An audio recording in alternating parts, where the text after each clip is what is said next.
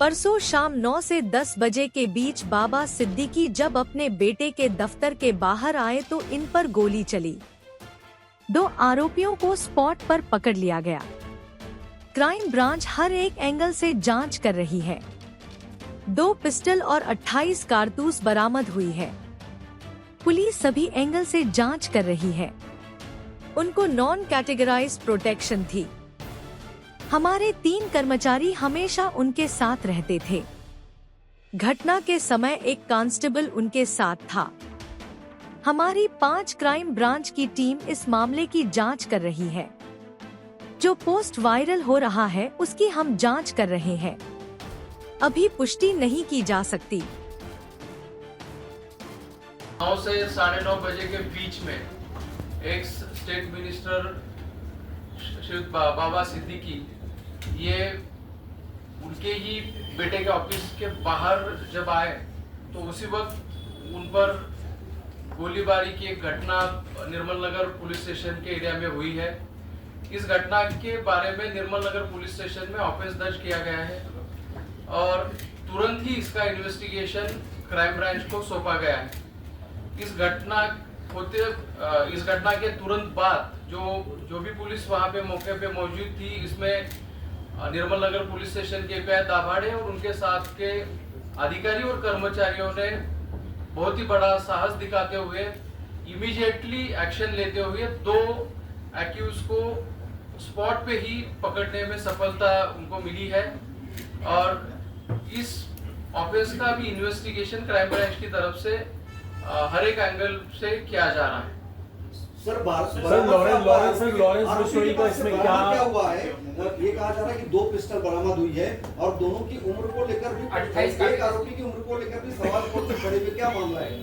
Accused के पास से 2 pistol और 28 राउंड्स हमने बरामद किए हैं और एक्यूज की कस्टडी जो है 21 तारीख तक हमें मिली। सर लॉरेंस बिश्नोई का कनेक्शन है क्या? ये शूटर लॉरेंस बिश्नोई के हैं? ये अभी तक की जांच में ऐसा कुछ बोला है इन्होंने? इस हादसे में सर इस घटना में लॉरेंस बिश्नोई गैंग का जो रोल है उसके बारे में हम इन्वेस्टिगेशन कर रहे हैं। सर ये केस का सीक्वेंस आप समझा सकते हैं कि एग्जैक्टली हुआ क्या था वहाँ पर? बाबा सिद्दीकी क्या वहाँ पर कोई इवेंट अटेंड करने गए थे, उसके बाद वो अपने बेटे के दफ्तर की तरफ जा रहे थे, उस दौरान उन पर फायरिंग हुई है? गरबा का कोई इवेंट अटेंड करने गए थे?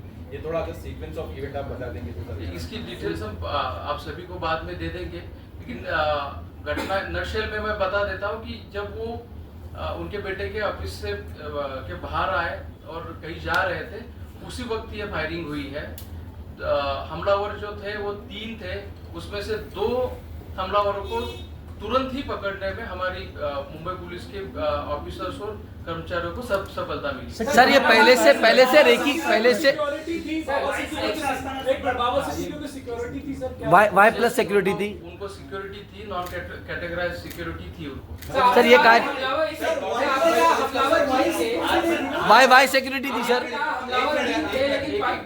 सर आपने कहा कि पुलिस का जो प्रोटेक्शन होता है वो था उनको या वाई प्लस कैटेगरी की सिक्योरिटी थी बताया जा रहा है क्या? जैसे कि मैंने कहा उनको कैटेगराइज प्रोटेक्शन नहीं था, लेकिन 3 लोग उनके प्रोटेक्शन के लिए दिए गए। 24 घंटे में सर आपने कहा मराठी वाई प्लस सुरक्षा होती की नव्हती, नेमकी कुठली सुरक्षा? कॅटेगराइज सुरक्षा नव्हती, जसं आता मी क्लिअर केलं तसंच कॅटेगराइज सुरक्षा नव्हती, परंतु आमचे 3 कर्मचारी त्यांच्या सुरक्षेकरता sir at the time of incident how many police were with Baba Siddiqui?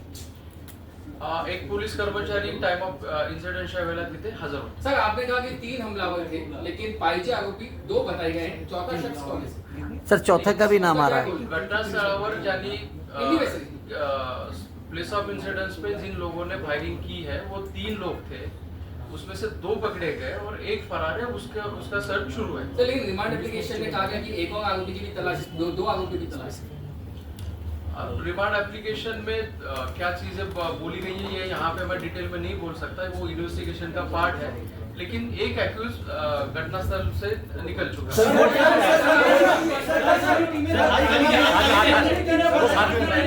Sir कितनी टीमें बनाई गई हैं?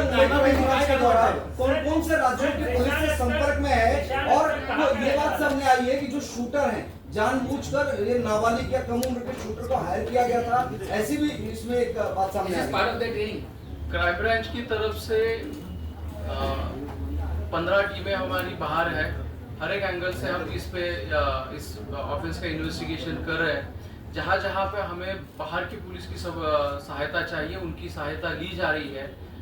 और टेक्निकल इन्वेस्टिगेशन, ग्राउंड इन्वेस्टिगेशन और बाकी और सारी चीजों का सहारा लेते हुए हम अभी इस केस को इन्वेस्टिगेट कर रहे हैं। सर ये सलमान खान के साथ इसको जोड़ा जा रहा है कि लॉरेंस बिश्नोई की और सलमान खान को धमकी मिली थी, इसी के लिए बाबा सिद्दीकी मोटिव। आप अभी बोल रहे हैं कि लॉरेंस बिश्नोई या फिर सलमान खान या फिर और भी कोई एंगल होगा, तो इन सभी एंगल से हम जांच कर रहे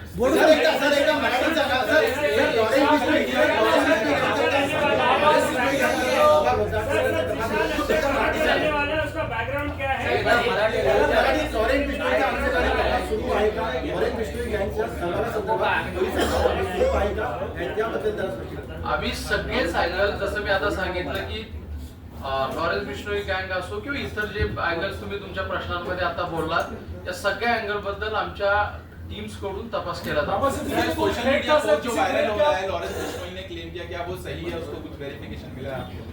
जी पोस्ट सर्क्युलेट होत आहे त्याच्या ऑथेंटिसिटी बाबत आम्ही तपास करतोय। जो पोस्ट अभी सर्कुलेट हो रहा है, वायरल हो रहा है, उसकी ऑथेंटिसिटी के बारे में हम इन्वेस्टिगेट कर रहे हैं। क्या ये जो आरोपी है जिसने पोस्ट लिखा है, क्या इसको फरवरी में भी आप लोगों ने अरेस्ट किया? फरवरी में अरेस्ट हो चुका है ये अवैध हथियारों के मामले में? क्राइम ब्रांच ने नॉर्मल इसके बारे में मुझे थोड़ी जानकारी लेनी पड़ेगी। ये अरेस्ट हुआ सर, लेकिन शुरुआत जानकारी सर आप कह रहे हैं कि जांच चल रही है, इन्वेस्टिगेशन आप कर रहे हैं, लेकिन शुरुआती पूछताछ जो आपने इतने घंटे की हुई दोनों आरोपियों से, इन्होंने कुछ मोटिव, इनको किसने हायर किया, कुछ तो बताया होगा इनिशियल? जैसे कि मैंने बोला, अभी बहुत ही इनिशियल स्टेज पे जांच है। जैसे जैसे तथ्य सामने आएंगे हम आपको बता। सर ये दोनों क्या पंजाब की जेल में बुला किसके संपर्क में आए, कैसे रूम लिए, नोंद आहे का? घरची लेखी वगैरे की या तीनही आरोपींचा आम्ही रेकॉर्ड तपासत आहोत। तिघांची नावं आमच्याकडे पूर्ण स्वरूपात आहेत आणि ते जिथले रहिवासी आहेत तिथल्या स्थानिक पोलिसांशी संपर्क करून आम्ही त्यांचं रेकॉर्ड चेक करतो। सर किसी तरह की रेकी की गई थी? जो चौथा आरोपी आहे त्याची ओळख पटली आहे का? सर कोण आहे तो त्यांचा मार्गदर्शक होता का? परत आपला प्रश्न। हा जो चौथा आरोपी देखील आहे या संपूर्ण प्रकरणामध्ये, पहले लॉरेंस बिश्नोई, दूसरा एसआरए प्रोजेक्ट को लेकर कोई इश्यूज थे और तीसरा कुछ बिजनेस लायबिलिटी, क्या ये सब एंगल हो रहा है कुछ इन्वेस्टिगेशन? आपने जैसे कि मैंने अभी कहा, जितने भी एंगल्स आपने बोले हैं, इन सभी एंगल से हम इन्वेस्टिगेट कर रहे हैं। जैसे जैसे इन्वेस्टिगेशन प्रोग्रेस होगा वैसे वैसे हम आपको बता देंगे। मुंबई में कहीं रह रहे थे, पहले से आए हुए थे, कब से आए थे, रेकी की जानकारी स्पेसिफिक कि ये किसके जरिए, किसके संपर्क से मुंबई आए, कहाँ रह रहे थे, क्या उन्होंने रेकी भी की थी, जानकारी डिटेल में सब हुआ। एक्यूज कब मुंबई में आए थे, कहाँ रह रहे थे, कौन से लोगों ने उनको मदद की या फिर किसने पैसे प्रोवाइड किए, लॉजिस्टिकल सपोर्ट किसने दिया, इन सभी एंगल से हम इन्वेस्टिगेट कर रहे हैं। एक खबर ये चल रही है कि आरोपियों ने पूछताछ में ये कबूला कि वो लॉरेंस बिश्नोई गैंग से उनका कनेक्शन है। क्या आप इसे कंफर्म या डिनाई कर सकते हैं? जैसे कि मैंने अभी बोला कि हर एक एंगल से हम इन्वेस्टिगेट कर रहे हैं। जैसे ही गैंग का एंगल हो या फिर और कोई एंगल हो, इसके बारे में हम आपको बताएंगे।